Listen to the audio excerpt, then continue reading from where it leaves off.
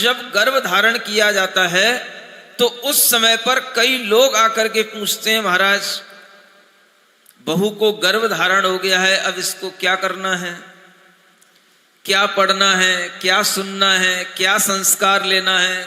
आपको किसी के पास में कोई संस्कार लेकर के जाने की या किसी से कोई संस्कार लेने की कोई आवश्यकता नहीं है।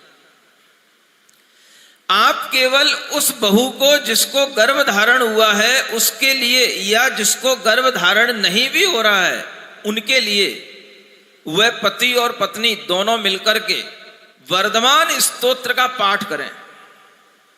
और वर्धमान स्तोत्र में जो 6वें नंबर का काव्य है जिसमें वीर वंश की वृद्धि के लिए यह भावना की गई है, उस काव्य को विशेष रूप से 21 बार पढ़ें। आपके गर्भ का संस्कार अपने आप बन जाएगा और वह गर्भ की क्रिया आपको करने के लिए कहीं जाने की जरूरत नहीं पड़ेगी।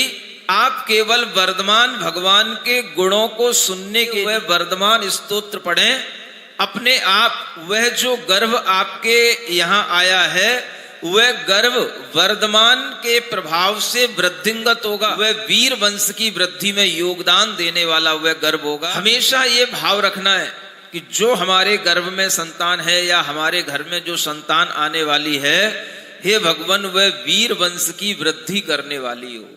अगर वह संतान बड़ी भी हो गई तो भी कोई बात नहीं। हर माता पिता या संतान स्वयं अपने लिए ये भाव करे कि मैं वीर वंश की वृद्धि करने वाला हूं। यह भाव अत्यंत पवित्र भाव है, ये घर छुड़ाने का भाव नहीं है। वह संतान कहीं पर भी हो, कैसी भी हो, तो भी वह वीर भगवान की वृद्धि किसी ना किसी रूप में अपने मन वचन काय से करने में लगेगी। यह विचार इस भावना के माध्यम से उत्पन्न होता है। आपके घर का बेटा अगर मंदिर आ रहा है तो यह भी वीर वंश की वृद्धि कर रहा है।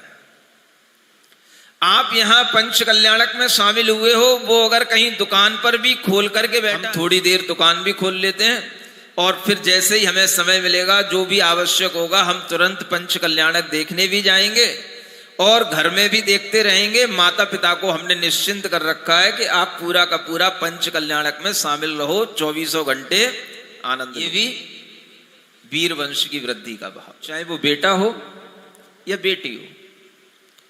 आप ये मत समझना कि बेटी वीर वंश की वृद्धि में काम नहीं आएगी, बेटी भी काम आती है, बेटा भी काम आता है।